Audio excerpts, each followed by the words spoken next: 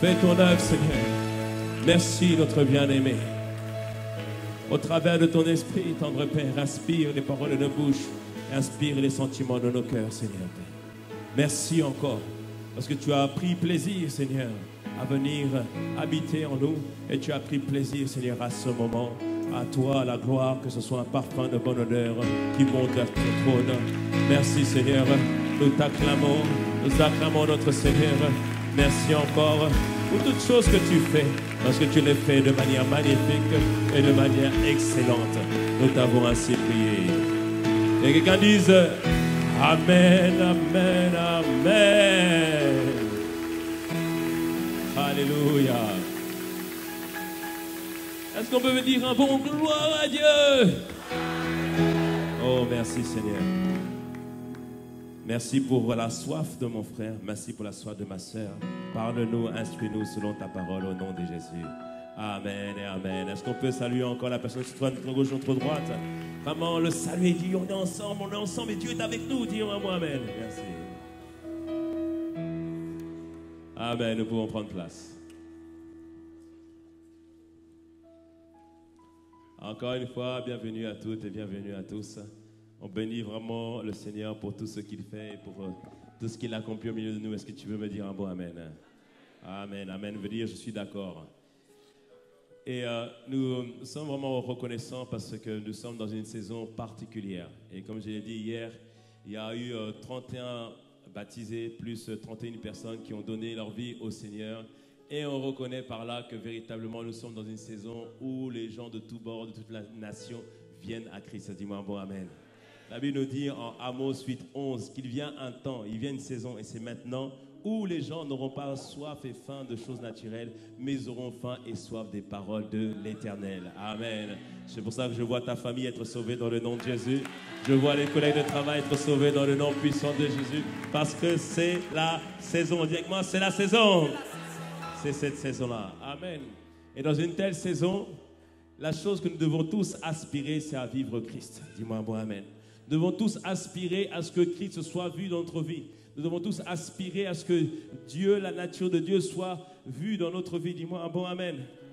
Et tu dois comprendre, mon frère, ma soeur, le secret pour que tu puisses réussir dans ta vie. Il faut que Dieu atterrisse dans ta vie et que Dieu soit vu dans ta vie. Dis-moi un bon Amen. Lorsque Dieu est vu dans ta vie, toutes les choses changent. Imagine-toi si Dieu était à ta place. Chaque situation, je pense qu'il les réglerait rapidement. Dis-moi un bon Amen. Et je peux te dire qu'il est possible que Dieu soit pleinement vu dans ta vie. Et la Bible nous le montre à travers de la personne de Jésus-Christ. Jésus a vécu dans la plénitude de Dieu. Dis-moi un bon Amen.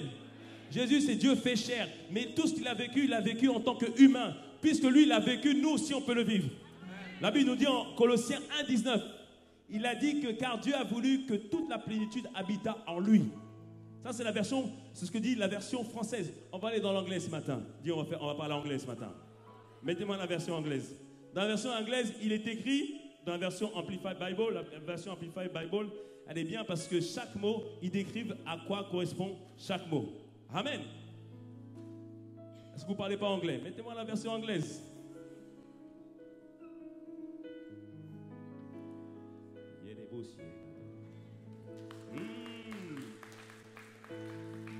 Il doit y avoir certainement un bug avec l'informatique. Mais cela ne nous empêche pas de prêcher du bon Amen. Dans la version anglaise, il dit for it please the Father for all the fullness. Il dit que Jésus a fait plaisir à Dieu dans toute la plénitude. Est-ce que tu me suis? Dans toute la plénitude. Et il dit ensuite, the sum total of his essence and all perfection. Il dit que Jésus a démontré l'essence parfaite de Dieu, ce que Dieu était dans toute sa plénitude. Non seulement il a démontré ce qu'il était dans son essence, dans sa nature, mais aussi dans sa perfection, dans tout ce qu'il fait. Jésus a été tenté comme nous tous, mais Jésus n'a jamais péché. Il a montré la perfection de Dieu. Mais non seulement il a montré, merci, il a montré his perfection, mais aussi powers. Il a montré sa puissance. Il a démontré la puissance de Dieu. Il a aussi démontré les attributs de Dieu. Et la version anglaise, il disait à tel point to dwell permanently, ça veut dire qu'à tel point que Dieu habitait de manière permanente en lui. Amen. Partout où Jésus allait, il démontrait véritablement la nature de Dieu. Partout où Jésus allait, il démontrait la puissance de Dieu. Partout où Jésus allait, il démontrait les attributs de Dieu. Il était pleinement dans la plénitude de Dieu. Dis-moi bon amen. Et la vérité, c'est que Dieu veut que nous soyons aussi dans cette plénitude. Dis-moi bon amen. Dis, je veux la plénitude de Dieu. Être dans la plénitude de Dieu, ça veut dire il faut que tu t'imagines. Imagine-toi si tu étais comme Dieu dans toute sa plénitude. Si tu étais comme Dieu dans toute sa plénitude. Première chose, si tu es comme Dieu comme dans sa plénitude, comme Jésus, tu pourras déclarer que Dieu est un. Tu me suis? Tu pourras déclarer que tu es un avec le Père. C'est-à-dire entièrement un avec le Père. Jésus disait en Jean 10, verset 30, moi et le Père, nous sommes un. C'est-à-dire que moi et le Père, on a fusionné. Moi et le Père, on est pareil. Et c'est ça, être pleinement dans la plénitude de Dieu. Et Jésus disait même à ses disciples, à un moment, ses disciples disent, mais montre-nous le Père. Mais où est le Père? Montre-nous le Père. Il dit, comment ça? Tu me demandes qui est le Père? Mais tu me regardes moi et tu sauras que le Père est là. Dis-moi bon amen. Je proclame qu'il y a une saison maintenant dans ta vie, les gens vont dire, mais où est ce Dieu? Tu dis, regarde là ici, de la tête jusqu'aux pieds, regarde, c'est la plénitude de Dieu qui est là. Dis-moi un bon amen. Parce qu'il démontrait tout ce que Dieu était. Il a dit à Philippe qui lui pose la question en Jean 14, verset 9. Il dit, mais montre-nous le Père. Jésus dit, il y a si longtemps que je suis avec vous et tu ne m'as pas connu, Philippe. Celui qui m'a vu a vu le Père. Comment dis-tu, montre-nous le Père? Ne crois-tu pas que je suis dans le Père, que le Père est en moi? Les paroles que je dis, je les dis pas de moi-même. Et le Père qui demeure en moi, c'est lui qui fait les œuvres. Il disait, tout ce que je dis, c'est le Père qui les inspire, parce que j'avais la plénitude. Il y a une saison qui vient maintenant. Toute parole que tu vas dire, ça va être inspiré pleinement par Dieu. Dis-moi bon amen. Lorsque les gens diront, vous verrez ce que tu vas dire, dis, mais d'où vient cette sagesse? Mais d'où vient cette autorité? Cette autorité vient de la plénitude de Dieu. Dis-moi bon amen à cela. Dis-moi bon amen. Et Jésus ici disait que même les œuvres qu'il fait, c'est le Père qui les inspirait. Les œuvres que Jésus faisait, c'était des œuvres qui dépassaient l'ordinaire. Et je peux te dire qu'il y a une saison qui arrive, que les œuvres que tu vas faire vont dépasser l'ordinaire. Les œuvres que tu vas faire vont être appelées prodiges. Les œuvres que tu vas accomplir vont amener le prodigieux. Dis-moi bon amen. Cela veut dire qu'il y a des situations, tu vas dire, mais comment je vais pouvoir faire cela? Les gens vont te regarder, ils vont regarder, ils vont dire, mais il se prend pour qui? Est-ce qu'il croit qu'il peut le faire? Oui, tu vas le faire et tu vas démontrer que tu es un signe pour ta génération parce que le Père va le faire au travers de ta vie. Dis-moi bon amen. Il accomplit des projets dans ta vie, dans le nom de Jésus. Dis-moi bon amen. Dis, j'ai besoin de la plénitude. Il te faut la plénitude de Dieu. Pourquoi? Parce que comme Paul, tu pourras déclarer que peu importe la situation, que tu seras dans la joie complète de Dieu. La joie de Dieu, ce n'est pas comme la joie du monde. La joie du monde, parfois tu vas te réjouir quand tu vas en soirée. Tu vas te réjouir parce que ton compte en banque est plein. Tu vas te réjouir parce que tout va bien. Mais la joie de Dieu est complètement différente. Et quand on regarde l'apôtre Paul, il passait par des tribulations. Parfois, il était persécuté. Parfois, il se retrouvait en prison. Et il a écrit une lettre aux Corinthiens, en 2 Corinthiens 7, verset 4. Il leur dit, je suis rempli de consolation. Je suis rempli de consolation. Pourquoi? Parce qu'il dit, je suis comblé de joie au milieu de toutes nos tribulations. Quoi, Paul? Comment tu peux dire que tu es comblé de joie dans la tribulation? Comment tu peux dire que je suis comblé de joie alors que tout va mal? Comment tu peux faire cela? Parce que Paul était caché en Christ. Paul avait la plénitude de Dieu. Peu importe ce qu'il arrivait, toujours il disait, je suis dans la joie quand on me dit, allons à la maison de l'Éternel. Et était dans la joie à chaque fois qu'elle a proclamé la parole de Dieu. Oh oui, oui, la plénitude de Dieu amène une joie que le monde ne peut pas donner. Dis-moi un bon amen. Dis-moi un bon amen. Dis-moi un bon amen. Dis-moi un bon amen. Dis-moi un bon amen. Et quand tu es dans la plénitude de Dieu, tu pourras aussi déclarer comme Paul, ce n'est pas moi qui vis, mais c'est Christ qui vit en moi. Il le dit en Galates 2, 22. Il dit, j'ai été crucifié avec le Christ. Si je vis, ce n'est plus moi qui vis, c'est Christ qui vit en moi. Si maintenant je vis dans la chair, regarde ce corps, tu vois ce corps, c'est bien, tu le vois, ça c'est le naturel. Mais dans le naturel, je vis dans la foi du Fils de Dieu qui m'a aimé et qui s'est livré lui-même pour moi. Il disait, vous voyez ce corps, il a l'air meurtri, on me persécute, parfois on me jette des pierres, ça c'est la chair. Mais dans l'esprit, je vis dans la foi, dans le Fils qui s'est aimé pour moi. Paul, explique-moi, comment tu fais pour nous pardonner alors qu'on t'a lapidé? Parce que quand je pense à celui qui s'est livré pour moi, qui m'a aimé sur la croix, qui a pris mes maladies, qui a pris ma honte, quand je pense à lui, pardon, excusez-moi, je vous demande pardon parce que lui il m'a pardonné, dis-moi un bon amen. Je vous dis pardon parce que lui m'a pardonné, dis-moi un bon amen. L'apôtre Paul, mais comment tu fais pour à chaque fois te relever? Parce que Paul, il regardait à Christ qui s'est livré pour lui. Il a dit, lui m'a aimé, lui m'a aimé. Alors laissez-moi vous parler de ce Jésus. Partout où il allait, il parlait de ce Jésus qui change les vies. Il parlait de ce Jésus qui est capable de guérir les maladies. Il parlait de ce Jésus qui est capable de transformer quelqu'un. Il parlait de ce Jésus qui est capable de complètement transformer ta vie. Au nom de Jésus qui transforme ta vie, dans le nom puissant de Jésus. Dis-moi bon amen à cela. Paul avait la plénitude de Dieu. Il débordait toujours pour le Christ. Il avait la plénitude de Dieu. La plénitude de Dieu, c'est aussi accéder à la connaissance de Dieu. En cette saison, tu ne peux pas faire de mauvais choix. Dis-moi bon amen. Tu ne peux pas te tromper de chemin. Dis-moi bon amen.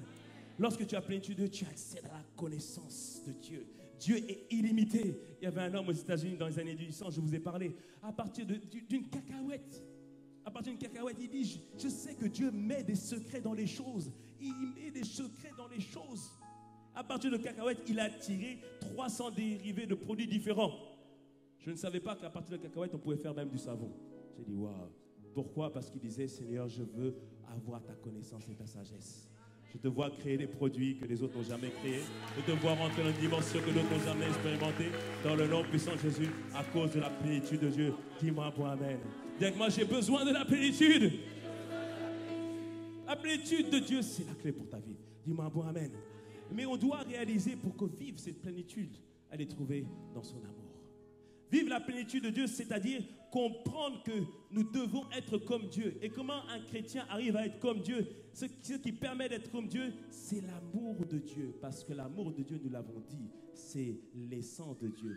Dieu n'a pas l'amour, il est amour. Donc si je veux plus de Dieu, parfois on chante, Seigneur, plus de toi, Seigneur, plus de toi, c'est bien. Mais quand tu dis cela, c'est-à-dire il faut que l'amour qui a été déposé, l'amour qui a été déposé puisse être augmenté, afin que lui puisse prendre beaucoup plus de place en moi. Dis-moi bon amen. Parce qu'il réside dans son amour. Et je voudrais dire à quelqu'un aujourd'hui, on ne parle pas de l'amour du monde. Dans le monde, tu pourras trouver quelqu'un qui va t'aimer pour un temps. Mais quand il sera fâché avec toi, il ne t'aimera plus. Dans le monde, tu peux trouver des amis qui vont durer pour un temps. Ça, c'est le monde. Mais là, on parle de l'amour agapé. Un amour qui est seulement trouvé en Jésus-Christ. Parce que c'est l'amour qui vient de Dieu. C'est l'amour qui vient de Dieu. Et l'amour de Dieu, on a dit qu'il y a 16 caractéristiques de l'amour de Dieu. Est-ce que tu t'en souviens?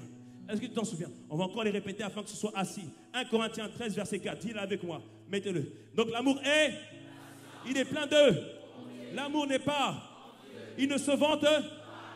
Ensuite, il ne s'enfle pas. Il ne se fait rien d'eux. Il ne cherche pas son. Il ne s'irrite. Il ne soupçonne pas.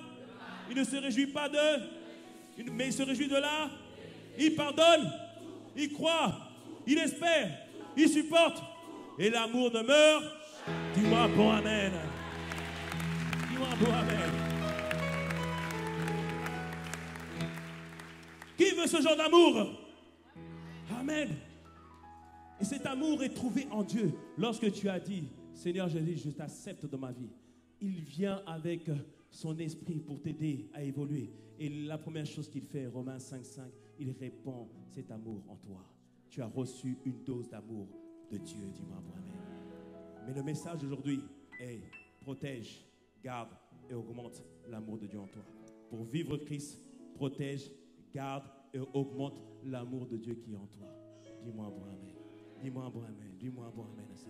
Comme je le dis, Dieu est amour. Et Dieu se reconnaît dans son amour. La Bible nous dit en 1 Jean verset 4 à partir du verset 16. 1 Jean 4 à partir du verset 16. 1 Jean 4 verset 16. Il nous dit, et nous avons connu l'amour que Dieu nous a pour nous. Et nous y avons cru. Mon frère, ma soeur, crois en l'amour de Dieu. Amen. À la croix, il s'est donné pour toi. Et il dit, Dieu l'a fait pourquoi? Parce que Dieu est... Ensuite, verset 17. Et celui qui demeure dans l'amour demeure en Dieu et Dieu demeure en lui. Ce verset dit quoi? Pour que Dieu puisse venir habiter en toi dans toute sa plénitude, il faut que tu puisses demeurer dans l'amour de Dieu. Dis-moi un bon amen. Il faut que l'amour de Dieu soit vivace en toi. Il faut que l'amour de Dieu augmente pour que Dieu puisse prendre plus de place et que tu puisses arriver à la plénitude de Dieu. Dis-moi un bon amen à cela. Et c'est ce qui est dit en Éphésiens 17, Éphésiens 3, verset 19. Rapidement, ne le mettez pas. Et 3, 19, il dit que connaître l'amour de Christ qui surpasse toute connaissance en sorte que vous soyez remplis jusqu'à toute la plénitude de Dieu. Ça veut dire que pour être rempli de la plénitude de Dieu, il faut que tu connaisses cet amour qui soit grand, qui soit puissant, qui soit énorme et qui soit gardé et protégé. Dis-moi un bon amen. Amen. Et verset 20 de 1 Jean 4 nous dit qu'on doit comprendre qu'il y a deux dimensions avec l'amour de Dieu. Il y a aimer Dieu et il y a aimer les autres. Il dit si quelqu'un dit j'aime Dieu et qu'il haït son frère, il dit c'est un quoi? C'est un menteur. Car celui qui n'aime pas son frère qu'il voit, ensuite, comment peut-il aimer Dieu qu'il ne voit pas? Il dit ici, la preuve que tu aimes Dieu, c'est aussi aimer ton prochain, aimer ton frère. Et c'est pour ça que depuis plusieurs semaines, on parle de comment aimer de manière pratique et comment manifester l'amour envers ton frère. Parce que tu témoignes et tu démontres que tu as l'amour de Dieu en toi. Dis-moi un bon amen. Dis-moi un bon amen. Et je te l'ai dit, on doit comprendre que Dieu se reconnaît dans son amour. Quand on regarde la vie d'Étienne, en Acte 7, Étienne était un frère qui était rempli de l'esprit. Étienne, on a fait appel à lui parce qu'il y avait un problème de discussion entre plusieurs personnes de l'église. Ils se disputaient parce qu'il y avait des distributions à manger pour les personnes, pour les veuves et tout ça. Ils se disputaient et donc on a dit, bon, on va prendre des gens qui sont remplis de l'esprit et ils ont choisi Étienne. Étienne, c'est un gars rempli de l'esprit.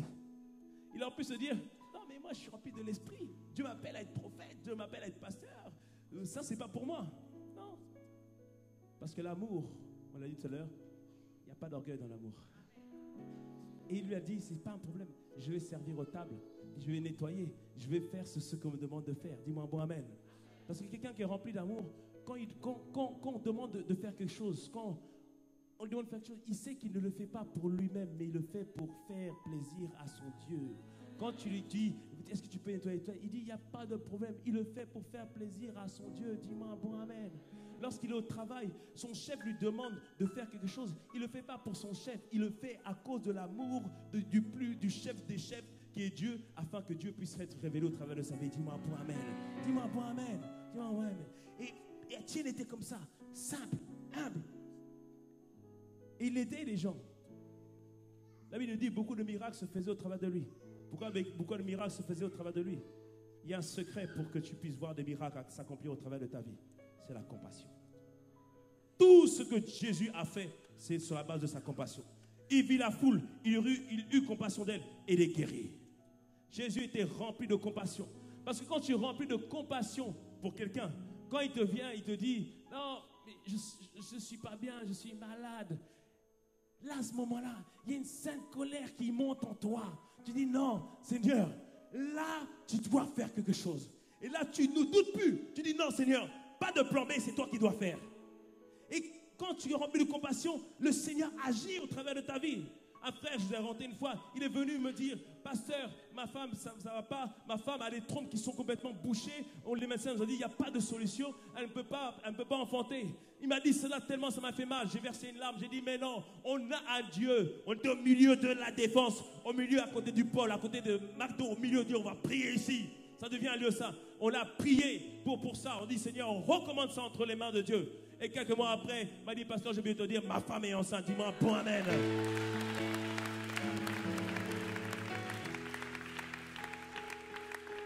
La compassion, il avait cette compassion pour les gens. Il se souciait d'eux.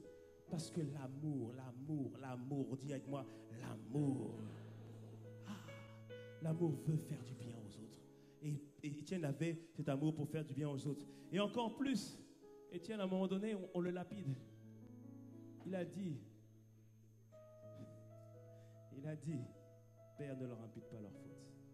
Et là, la Bible nous dit que Dieu s'est levé de son trône pour acclamer et pour vous dire, waouh, celui-là, je reconnais mon amour en lui. Parce que l'amour ne soupçonne point le mal et l'amour espère toujours. Étienne, donc tu espères que les personnes qui sont là devant toi vont changer et donner leur vie au Seigneur, oui, il espérait ça. Et je vous dis la dernière fois qu'il y avait Paul, il y a Saul de Tarse qui était là, qui était devenu Paul. Parce que l'amour espère toujours. Alors ma soeur, espère toujours dans le salut de ton mari. Mon frère, espère toujours dans le salut de ta femme. Espère toujours dans le salut de ta famille. Dis-moi un bon amen. Dis-moi un bon amen. Dis-moi un bon amen. Dis-moi un bon amen. Dis-moi un bon amen. Et tu dois comprendre que à chaque fois que tu manifestes cet amour, le Seigneur est en train d'acclamer. Le Seigneur est en train d'acclamer. Quand tu décides de prendre soin des autres, le Seigneur acclame.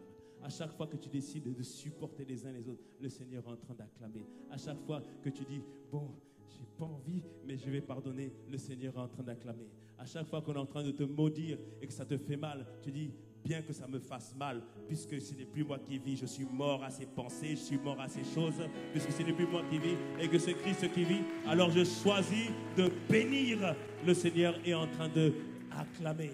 Comprends bien une chose, que l'amour, le véritable amour parfait, c'est comme une mort à soi. C'est comme une mort à soi. Pourquoi on se fâche? Oh non, mais t'as vu, pasteur, ce qu'elle m'a dit? T'as vu, pasteur, ce qu'elle m'a dit? Parce que tu n'es pas encore mort à toi-même. Quand on aime véritablement, on meurt à soi-même. Amen.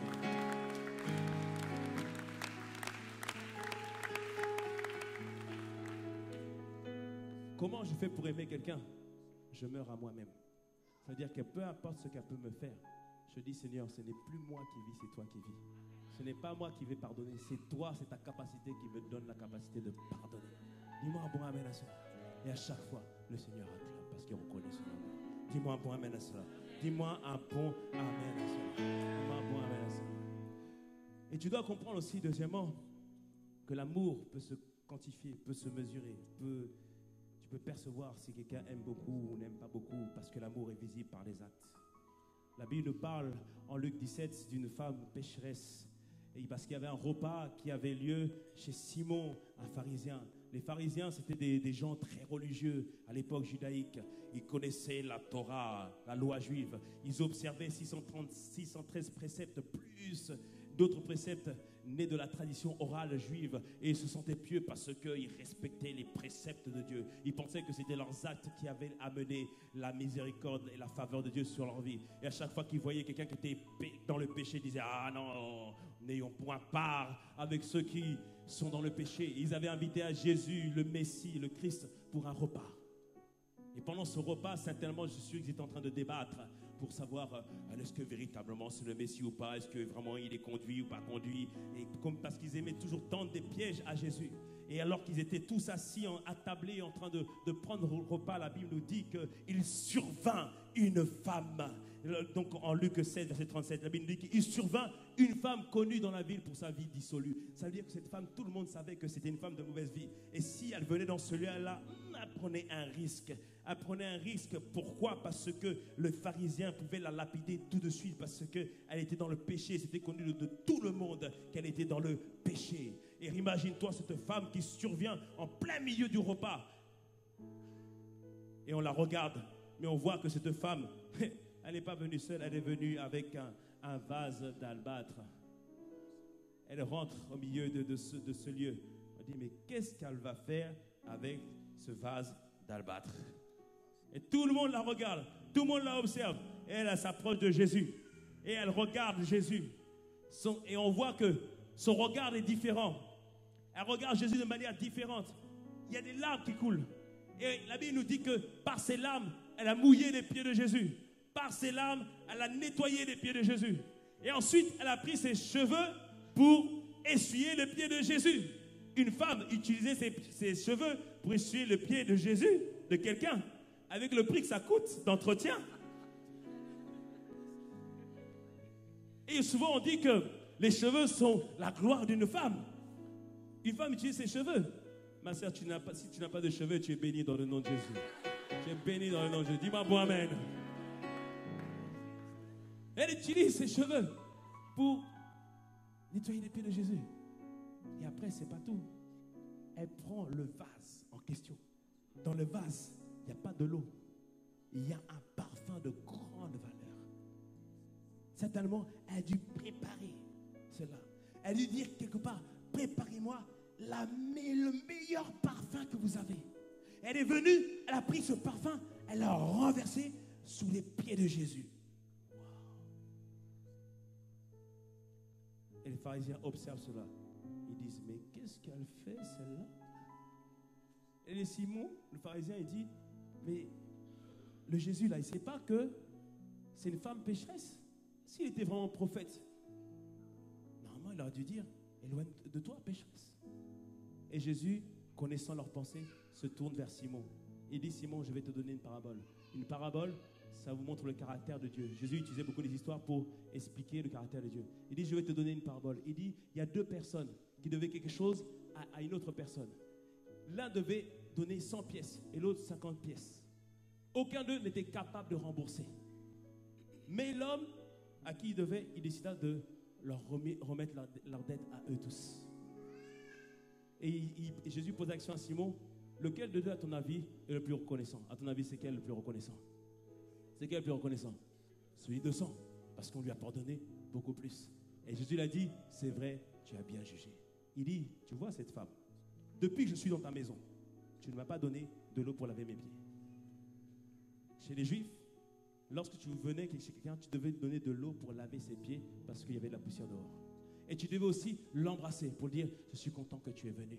Et tu devais mettre de l'huile sur lui pour dire, bienvenue, c'est une bénédiction de t'avoir avec moi. Il dit, toi tu n'as pas fait ça.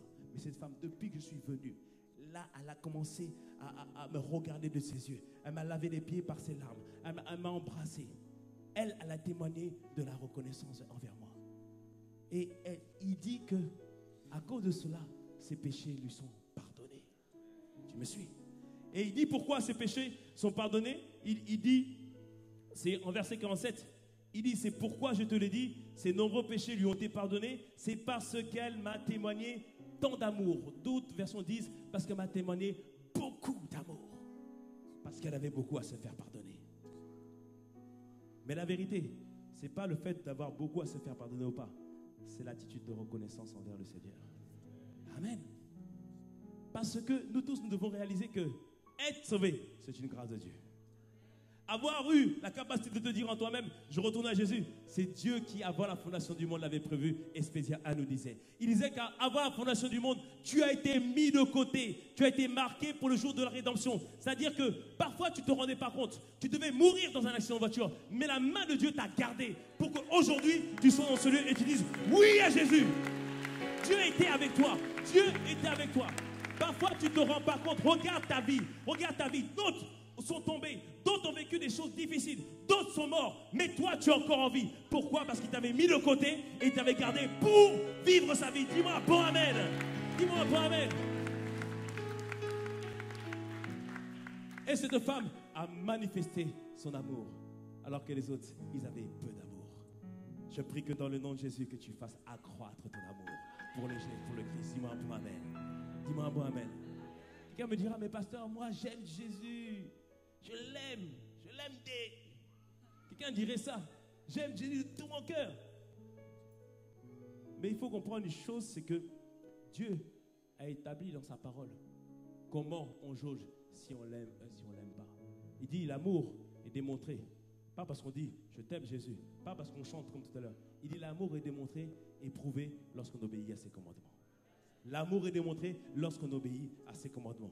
Il dit en 1 Jean verset 3, il dit car l'amour de Dieu consiste à garder ses commandements. Il dit ces commandements ne sont pas pénibles. Dis-moi un bon amen. Dis les commandements de Dieu ne sont pas pénibles. Là tu n'es pas convaincu. Dis les commandements de Dieu ne sont pas pénibles. Dis-moi un bon amen.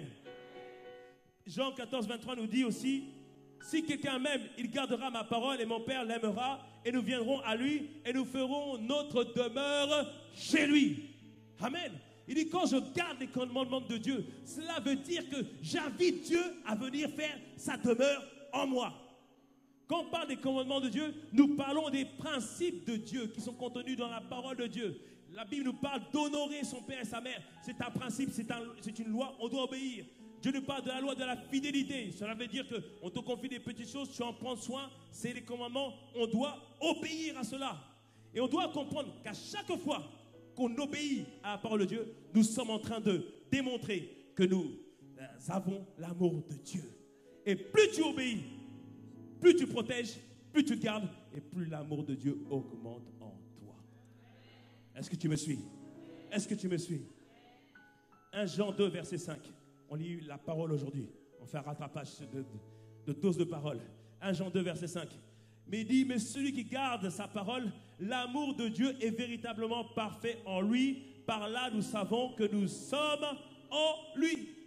Il dit, celui qui garde sa parole, c'est-à-dire que celui qui prend la parole de Dieu et la serre contre son cœur et obéit, il démontre que l'amour de Dieu est parfaitement en lui. C'est-à-dire que Dieu dit, je suis saint, soyez saints. Que tu saches pourquoi ou pas, tu obéis, tu montres par là que tu es de Dieu. Dis-moi bon amen.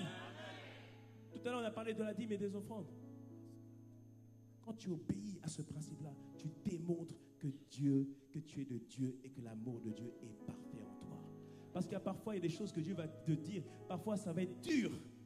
Mais ceux qui ont décidé que la plénitude de Dieu va venir en eux, ont décidé que, Seigneur, vers qui irions-nous? C'est toi qui as les paroles de la vie. Tu as les paroles de la vie. Et parfois, avec Dieu, les choses paraissent difficiles. Et pourtant, ce n'est pas pénible. Pourquoi ce n'est pas pénible? Parce qu'à force de le faire, et en comptant sur sa capacité, tu vas voir que cela va produire la vie. Tout à l'heure, on dit, il faut pardonner. Pardonner, au début, ce n'est pas facile. Hein? Lorsque tu veux pardonner, tu te souviens de ce qu'ils ont fait, tu te rappelles ce qu'ils ont fait. Et Jésus dit, pardonne-leur parce qu'ils ne savent pas ce qu'ils font. Non, pasteur, ils savaient ce qu'ils faisaient. Et parfois, il y a des choses qui sont en nous comme ça. C'est difficile. Mais à force de le faire, à force de dire non, je vais pardonner, et tu poses des actes qui démontrent que tu pardonnes, à force de le faire, tu découvres que le sentiment de rancœur qui s'appuyait sur ton cœur a disparu. Tu t'aperçois que tu es beaucoup plus léger, et au fur et à mesure, tu vois que tu marches dans une nouvelle vie où il n'y a plus de stress, où il n'y a plus de problèmes. Et c'est là que tu découvres la vie de Christ. Dis-moi un bon amen à ça. Dis-moi un bon amen à ça. Dis-moi un bon amen à ça. Oh, merci Seigneur. Mais la vérité, c'est qu'il y a une bataille en nous. Il y a une bataille en nous. Et il ne faut pas que nous soyons naïfs en pensant qu'on va désobéir à la parole de Dieu. Se dire, non, mais Seigneur, tu sais, comme on dit là, tu sais mes peines, tu sais mes espoirs, tu sais, Père, non, mais tu sais toi aussi. Non, ne soyons pas naïfs en pensant qu'on va désobéir à la parole de Dieu et que nous allons avoir l'approbation de Dieu. Matthieu 7, verset 22. Matthieu 7, verset 22 nous dit ceci. Il dit plusieurs, et ça c'est un avertissement, une alerte de Jésus. Il nous dit plusieurs me diront ce jour-là, Seigneur, Seigneur, n'avons-nous pas prophétisé par ton nom? N'avons-nous pas chassé des démons par ton nom? Ou n'avons-nous pas fait beaucoup de miracles par ton nom? N'avons-nous pas prié par ton nom? N'avons pas demandé des choses par ton nom? Et nous avons vu aussi tes prières être répondues. Mais tu dois savoir que Dieu est tellement bon qu'il fait pleuvoir la pluie sur les bons et sur les méchants. Parfois on peut être méchant et être exercé dans nos prières. Mais cela ne veut pas dire que Dieu a approuvé. Verset 22, il dit, alors à cela, je leur dirai ouvertement, je ne vous ai pas connu, retirez-vous de moi, vous qui commettez l'iniquité. Jésus n'a pas dit au sujet de ces personnes, non, c'est pas vrai, vous n'avez pas prophétisé en mon nom. Il a dit, non, c'est pas vrai, les miracles que vous avez faits, c'est pas par mon nom que vous l'avez fait. Il a dit, non, c'est vrai, vous avez prophétisé en mon nom. Oui, c'est vrai, vous avez prié par mon nom. Oui, c'est vrai, vous avez accompli des miracles par mon nom. Oui, c'est vrai, mais je ne vous connais pas parce que vous commettez l'iniquité. L'iniquité en grec c'est anomia. Dis avec moi anomia. Anomia ça veut dire le mépris, la transgression, la violation de la loi. Cela veut dire quoi? C'est-à-dire qu'à chaque fois que tu désobéis à la parole de Dieu, tu es dans l'iniquité. Et il y a un combat à l'intérieur de nous, toujours entre l'amour de Dieu et l'iniquité. Le contraire de l'amour de Dieu, ce n'est pas la haine. Parce que beaucoup vous allez me dire, non mais pasteur, moi j'ai pas de haine envers les gens. Je n'ai pas de haine envers les gens. Mais lorsque Dieu dit pardonne et qu'on ne pardonne pas, on est dans l'iniquité, c'est-à-dire dans la violation du commandement de Dieu. Lorsque on nous maudit et qu'on répond en maudissant, rappelle-toi le principe, il faut bénir. Et quand on maudit, on est dans l'iniquité. Et tu dois comprendre, mon frère, ma soeur, il y a un combat entre l'iniquité et l'amour de Dieu à l'intérieur de toi. Mais l'enjeu, c'est quoi? C'est quoi l'enjeu? Demande-moi, c'est quoi l'enjeu? Demande-moi, c'est quoi l'enjeu? C'est quoi l'enjeu? L'enjeu, c'est est-ce que Dieu va prendre place entièrement en toi ou pas? C'est ça l'enjeu. Le but, c'est que Dieu soit dans toute sa plénitude en toi. Donc pour cela, il faut que l'amour de Dieu triomphe de l'iniquité. Cela veut dire que quand, au fond de toi, l'âme te dit, maudit, ne fais pas, tu dis non. Dieu a dit, je fais. Dieu a déclaré, je fais. Et quand je fais ça, je protège, je garde et j'augmente l'amour de Dieu. Dis-moi bon amen à cela. Dis-moi bon amen à ça. Quand j'obéis, tu protèges le dépôt de l'amour de Dieu que tu as reçu. Tu protèges ce dépôt. Et beaucoup, faisons attention parce qu'à force de désobéir, l'amour de Dieu, c'est comme si tu avais reçu tout ça d'amour de Dieu et à force de désobéir, c'est comme si la bouteille se vidait au fur et à mesure. Et n'oublie pas, Dieu se reconnaît dans son amour. C'est-à-dire que lorsque Dieu regarde, il observe, est-ce que là, ici, il y a mon amour ou pas, afin que je puisse venir faire ma demeure. Dis-moi un bon amen à cela. La vérité, c'est que Dieu cherche quelque part où atterrir sur la terre. Dis-moi un bon amen à ça. Dis-moi un bon amen à ça. Est-ce que tu me suis ce matin? Et tu dois comprendre, mon frère, c'est tellement important. Parce que Dieu désire nous donner pleinement sa plénitude en cette saison. Dis-moi bon amen. Dieu désire nous donner pleinement sa plénitude en cette saison. Il désire être en union avec nous. Et pour être en union avec nous, Dieu illustre la relation que nous devons avoir avec lui comme étant l'image entre l'époux et l'épouse. Il voit notre relation avec lui comme étant l'image entre la relation entre l'époux et l'épouse. Ésaïe 54, verset 5 nous dit ceci. Il dit, car ton Créateur est ton époux, l'Éternel des armées est son nom, et ton Rédempteur est le Saint d'Israël, il se nomme Dieu de toute la terre. Il dit ici que Dieu veut être notre époux, Dieu est notre époux. Et comment commence une relation d'intimité, une relation de mariage? C'est toujours par l'amour. Car Dieu a tant aimé le monde qu'il a donné son Fils unique, afin que quiconque croit en lui ne périsse point. Dieu a initié la relation par l'amour. Dieu nous a sauvés par l'amour. Dieu nous a guéris par l'amour. Dieu nous a fait du bien par l'amour. Dis-moi un bon amen si tu me suis ce que je dis. Et l'apôtre Paul, c'est pour ça qu'en Éphésiens 5, verset 32, il parle d'un mystère qui est grand. Et il parlait à ce moment-là du mariage. Mais il dit, le mystère dont je parle, ce n'est pas le mariage physique. Le mystère que je suis en train de parler, c'est la relation entre l'Église et Dieu. Entre Christ et son Église. Entre Christ et son corps. Il disait que ça devait être une relation de mariage. Une relation de mariage. Pourquoi une relation de mariage? Parce que tu dois comprendre, demain, si tu n'es pas encore marié, quand tu vas épouser quelqu'un, si cette personne était endettée, si cette personne avait plein de problèmes, si cette personne avait plein de challenges, le jour que on te... bon, s'il y a quelqu'un plein de challenges au nom de Jésus, il sera transformé avant qu'il vienne ici, au nom de Jésus. Le jour où tu te maries quelque part, le jour où tu fais cela, déjà, de manière forte, les femmes changent de nom. Ça, c'est fort, ça. Change de nom, ça veut dire que tu changes de lignée. Ensuite, toutes tes dettes vont devenir tes dettes. Ces problèmes vont devenir tes problèmes. Parce que ça est devenu ton époux. Mais si ton époux est riche, si ton époux est brillant, si ton époux est sage, si ton époux est rempli de connaissances, cela veut dire que ce qu'il est va devenir ce que tu es. Dis-moi bon amen. Si ton époux il voit clair, toi aussi tu vas voir clair. Dis-moi bon amen. Et Dieu, par la relation d'époux à épouse, il veut que nous puissions partager sa nature, sa gloire, ses attributs et tous ses privilèges. Dis-moi bon amen. Dis-moi bon amen. Dis-moi bon amen.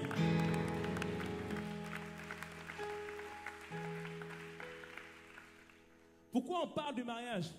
Parce que nos regards, quand tu regardes la Bible, va en profondeur. Dis avec moi, Seigneur, allons en profondeur. Allons en profondeur. Pourquoi il prend l'image du mariage? Parce que le mariage en grec, c'est gaméo.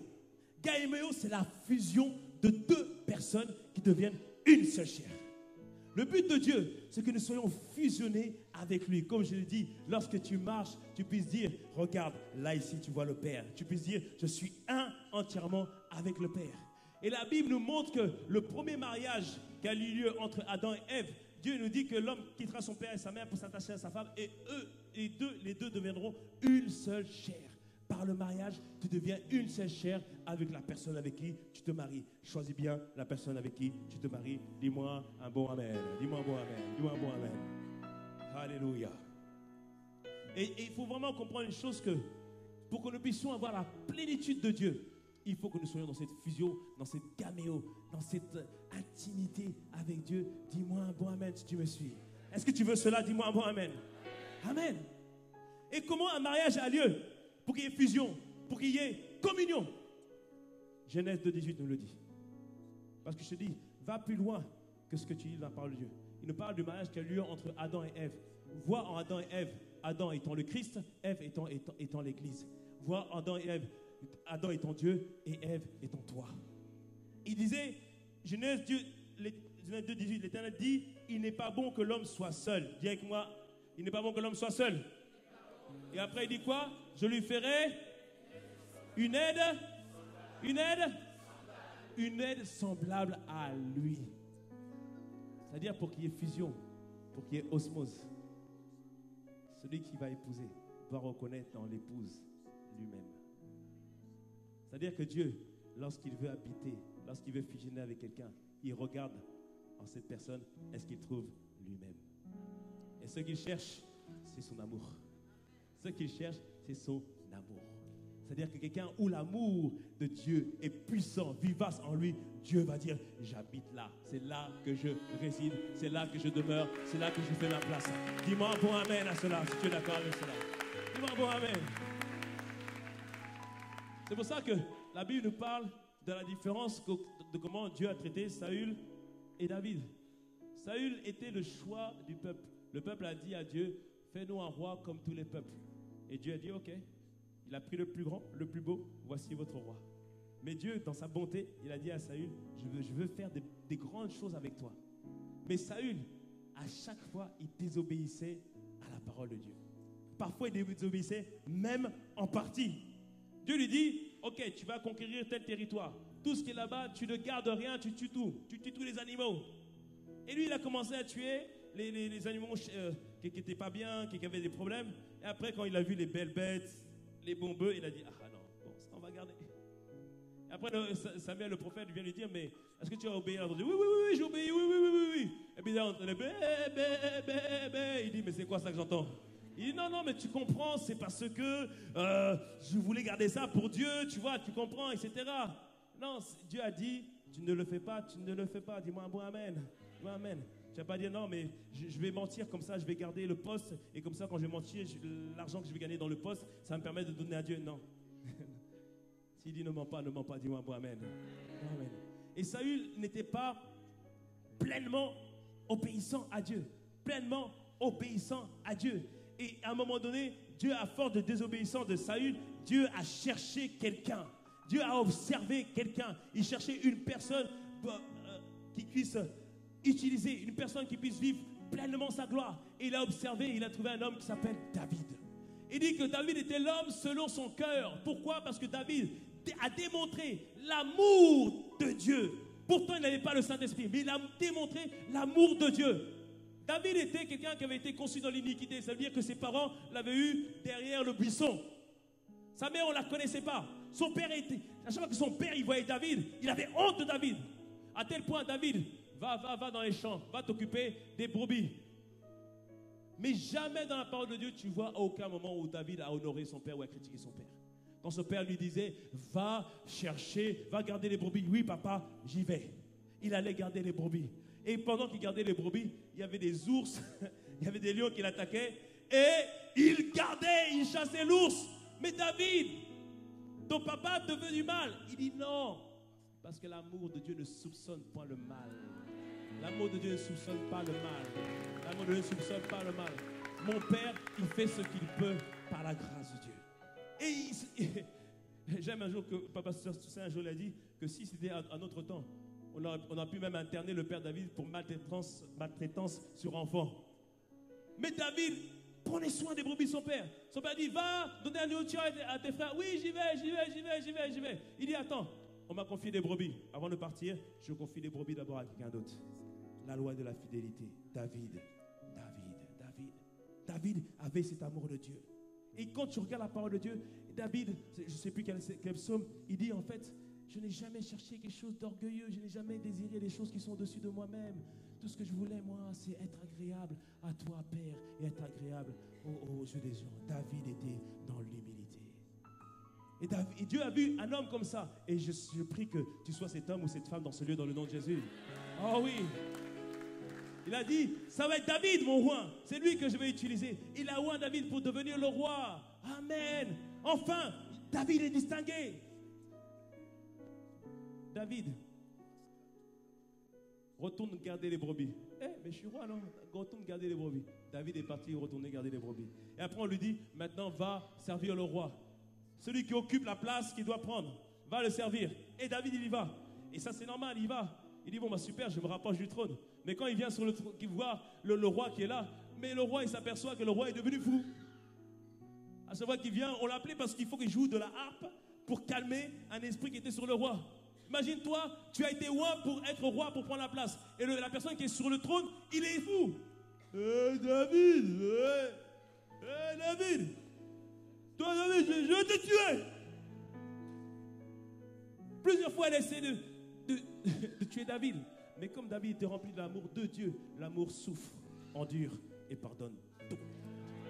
L'amour souffre, endure et pardonne tout. Lorsque Saül est mort, David a dit, mon papa est mort, mon père est mort. Il a même chanté un cantique parce que Saül était mort et Jonathan était mort. David a démontré l'amour de Dieu.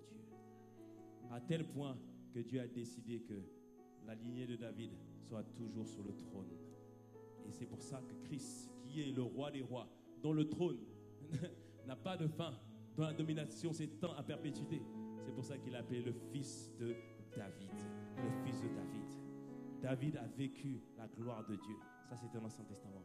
Maintenant, encore plus nous, le Saint-Esprit répandu en nous, le Saint-Esprit. Nous tous, nous devons vivre la gloire de Dieu dans nos vies. Dis-moi bon amen. Dis-moi bon amen. Dis-moi bon amen. Dis-moi bon amen. Dis-moi bon amen. Dis-moi bon amen. Dis-moi bon amen. Alors, mon frère, protège, garde et augmente le dépôt de l'amour de Dieu qui est en toi. Dis-moi un bon amen. Acclame le Seigneur.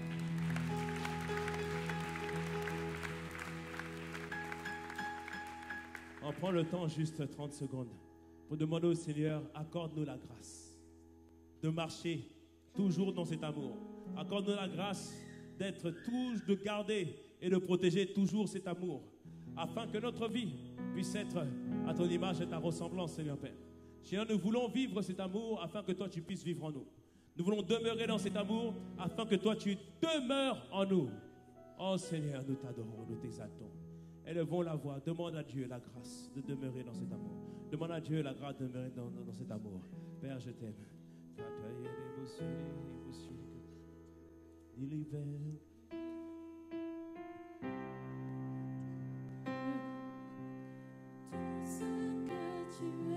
Père, pour tout ce que tu fais. Oui, Père. Oh, oh, oh. De tout. De tout. De tout.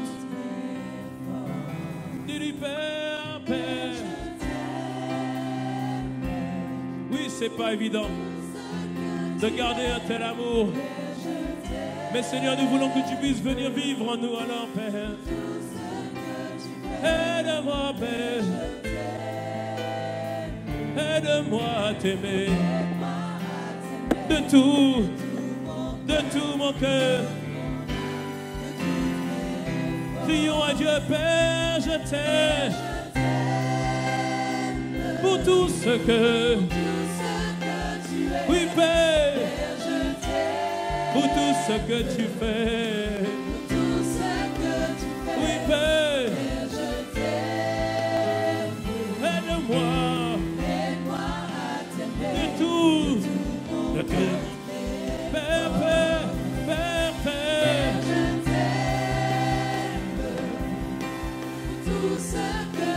Oui, Père, pour tout. Père, je t'en prie.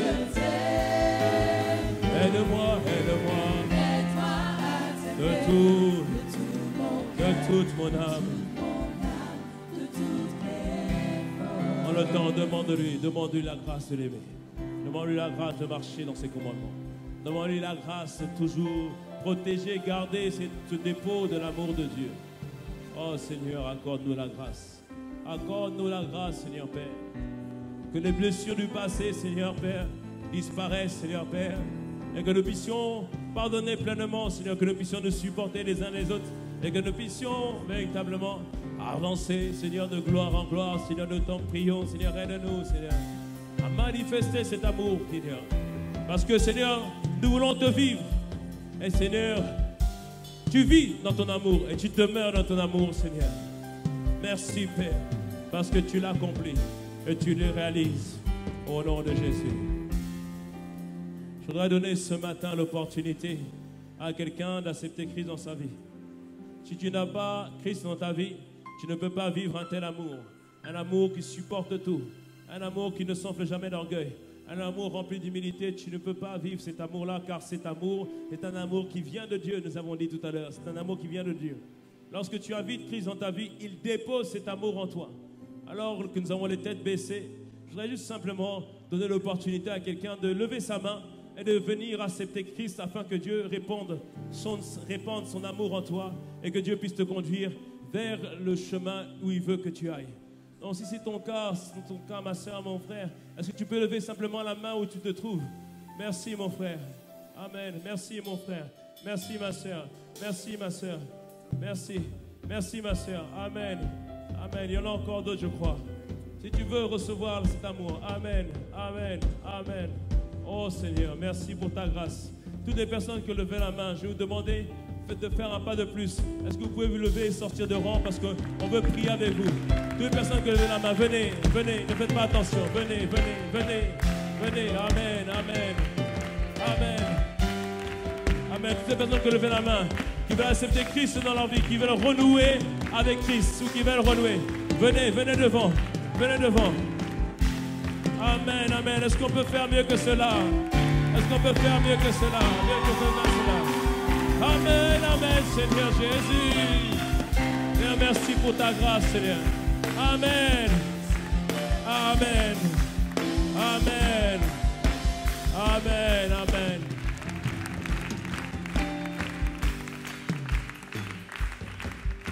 Vous allez prier cette prière avec moi et nous allons prier aussi cette prière avec eux. Et à la fin, vous suivrez la sœur Jessica parce qu'on veut vous accompagner et vous aider à avancer encore plus loin avec le Seigneur. Amen. Et après, je prierai pour vous pour recommander à la grâce de Dieu. Amen. Vous allez répéter cette prière avec moi. Seigneur Jésus, aujourd'hui, j'ai entendu ta parole. Et j'ai réalisé à quel point j'avais besoin de toi. Seigneur, aujourd'hui, par cette prière, je fais de toi mon Seigneur et mon Sauveur. Jésus, je fais de toi mon Seigneur et mon Sauveur. À partir de ce jour, tu déposes ton amour en moi. Seigneur, merci, parce que c'est toi qui vas m'aider à manifester cette nouvelle vie avec toi. Seigneur, je te remercie, parce que tu as pris mes péchés.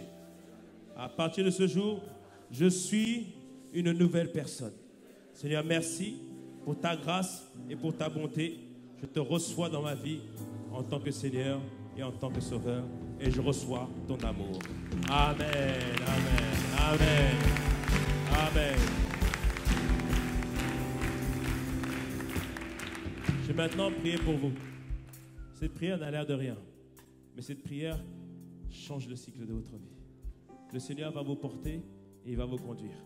C'est ce qui s'appelle la grâce de Dieu. Nous tous, on peut tous témoigner ici. Si on s'asseyait pour témoigner tout ce que nous étions auparavant, certains seraient choqués. Mais Dieu nous a transformés. Et Dieu va vous transformer au nom de Jésus.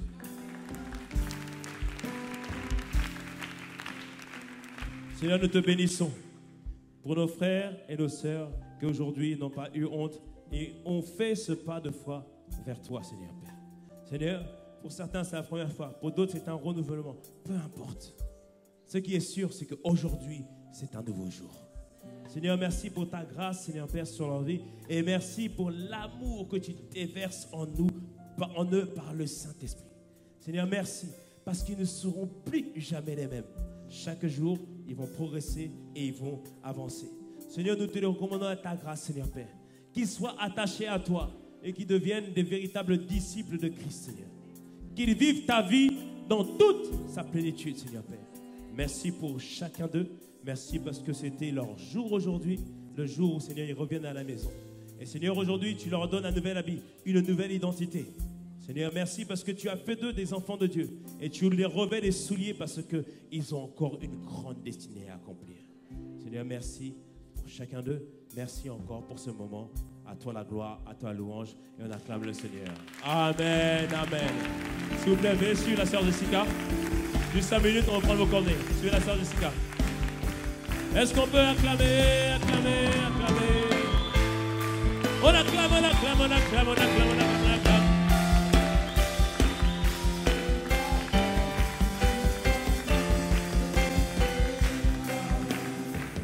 Maintenant, on va rendre grâce à Dieu pour les 6 mois qui sont passés et on va lui recommander les 6 autres mois qui restent parce que Dieu a fait de grandes choses et Dieu va faire des grandes choses. Dis-moi un bon amen, dis-moi un bon amen. Disons, reçois l'adoration. Tu es de voir notre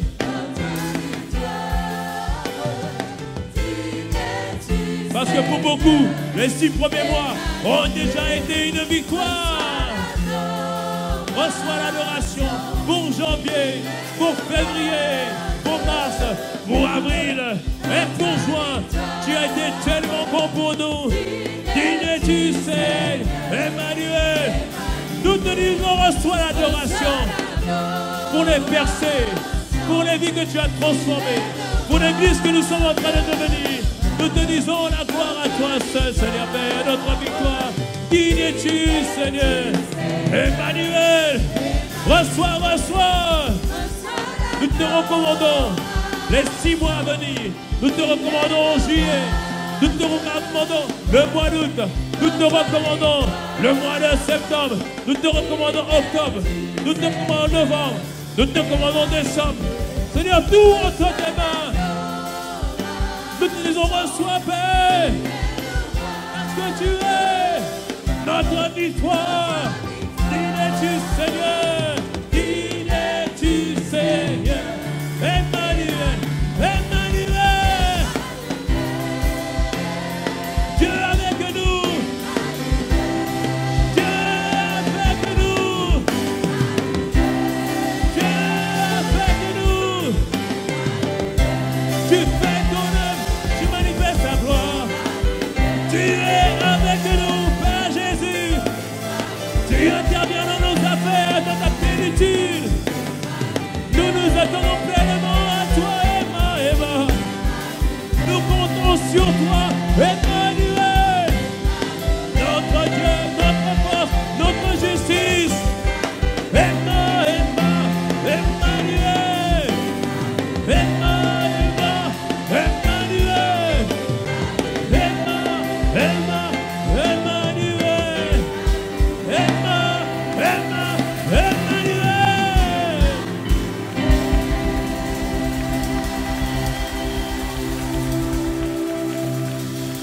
Que ces 6 prochains mois soient 6 mois de grâce, de faveur et de visitation divine dans le nom puissant de Jésus. Pendant ces 6 mois, nous vivons dans la plénitude de Dieu, dans le nom puissant de Jésus. Pendant ces 6 mois, accélération divine dans ta vie, dans le nom puissant de Jésus. Et je vois dans ces 6 mois, tu fais des œuvres que jamais tu aurais pensé. Ce qui était impensable, impossible, devient ton partage dans le nom de Jésus. Je vous dis, rendez-vous mercredi à Impact Conférence 2017.